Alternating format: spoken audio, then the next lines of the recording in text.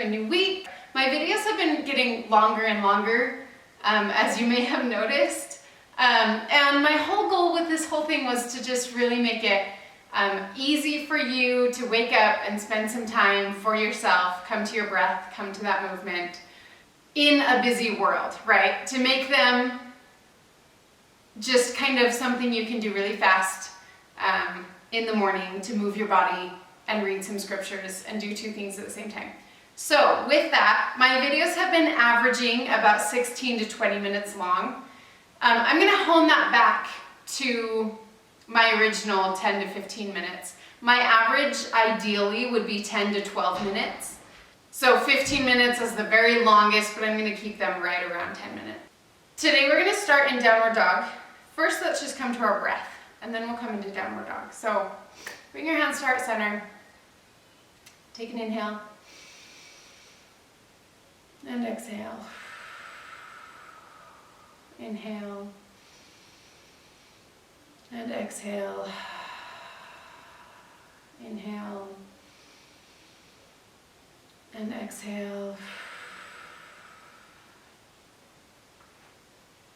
You'll notice that as your breath starts to move slowly, the minute that breath starts to move slowly, your mind follows it.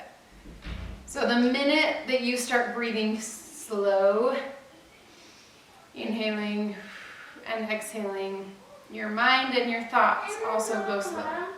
And we're just going to come right up into it. Our feet are about hip width distance apart.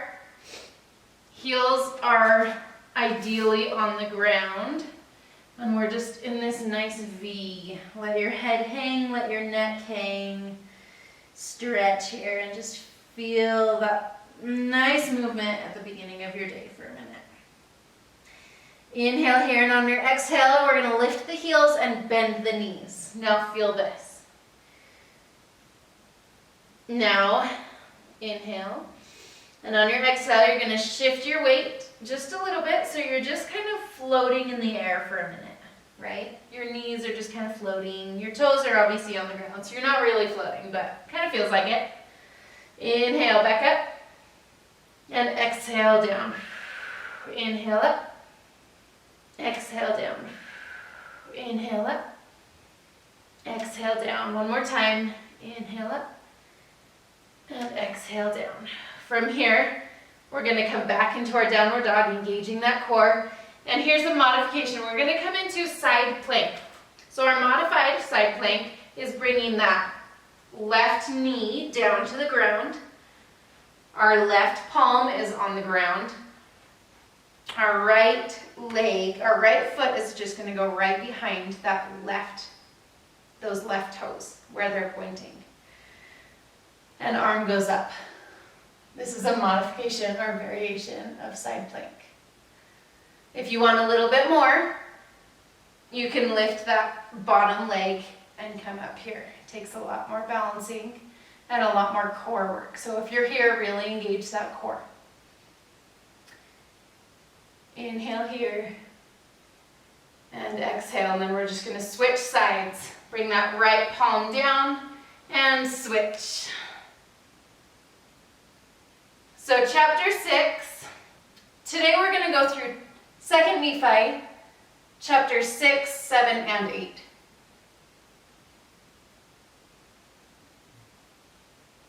And exhale here.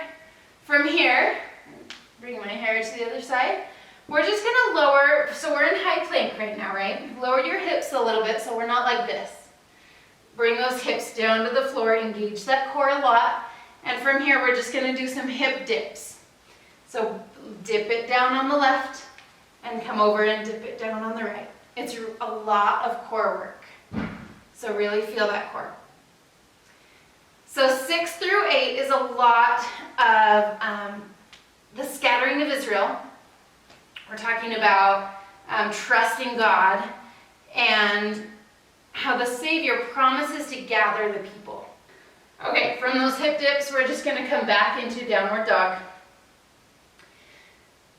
So this is a lot of revelation into the future and a lot of promises from God. And And so this is Jacob speaking, and in chapter 6, verse 1, the words of Jacob, the brother of Nephi, which he spake unto the people of Nephi.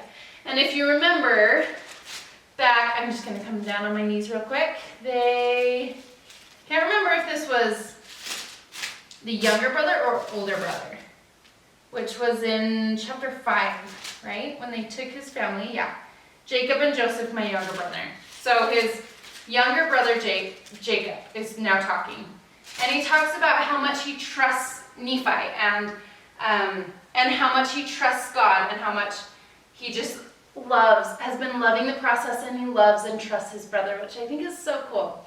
Okay, now bring your hands back to your feet this way and put all your weight on your feet. I'm just going to come up to the center of the frame and forward fold here. Relax that neck, bring that head down. Relaxing that head. Grab opposite elbows, go side to side. Now this time we're just going to clasp our fingers and bring them onto the outside of that right foot. And just twist here, gently twist here.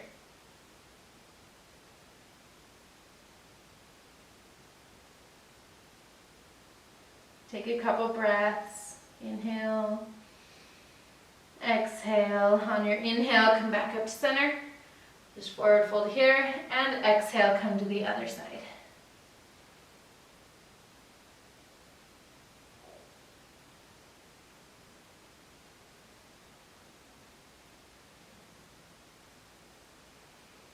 Inhale, come to center. Oh. That feels good. My legs obviously needed that. You can grab behind your legs and just pull your chest in towards your legs. From here, place your fingertips on the floor behind you and just come up into your tippy toes. This kind of creates a tripod of balance. Helps you balance a little bit more, and coming up onto your tippy toes now engages your calves and those back thighs.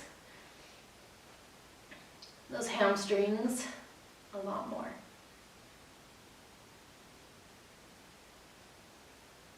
And just stay here for a minute, keep breathing.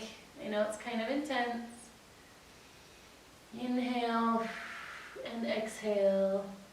Bring those back down to the floor. Now just bend your knees and come down into a sitting position. This is why I pull my hair up. Just come here and pull your legs into your chest. They can be on the ground or you can be off of them. I always like this pose, just kind of balancing on your hips, on your tailbone. You can sway side to side.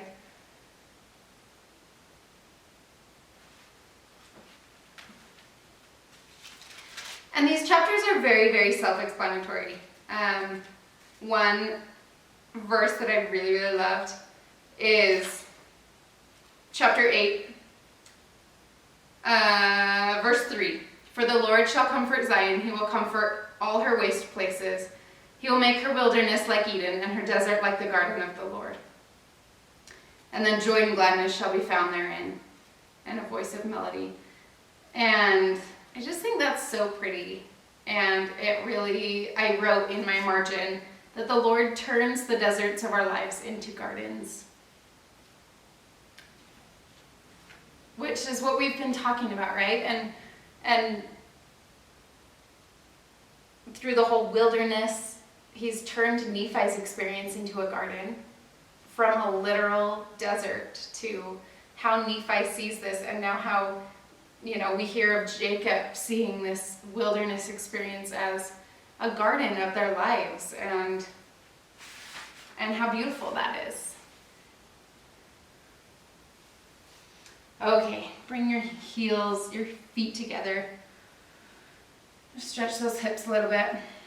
So my question for you, my takeaway for you today from these chapters is, I have two of them. One is, when you seek God, when you really truly seek God in your life, and we've been talking so much about finding God, and when you choose to find that, he will manifest himself to you, right? What you focus on grows. So when you really seek God that way, what comfort does that bring to your personal life?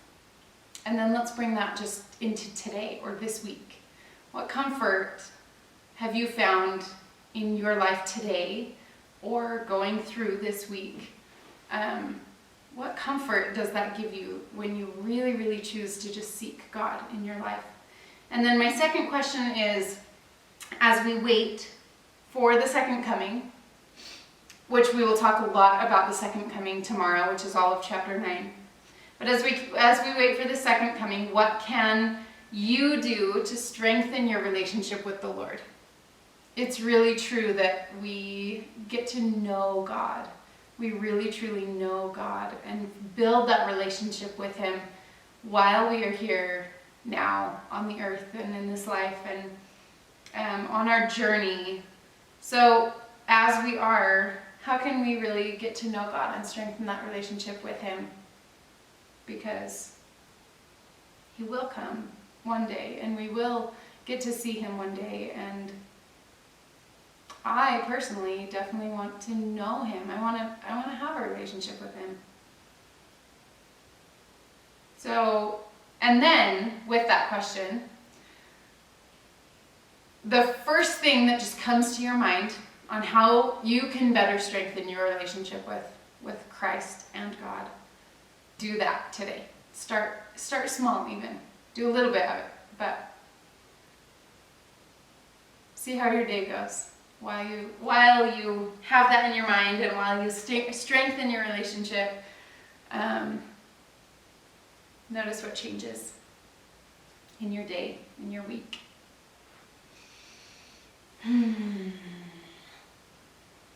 Thanks for joining me today. This week is not Thanksgiving.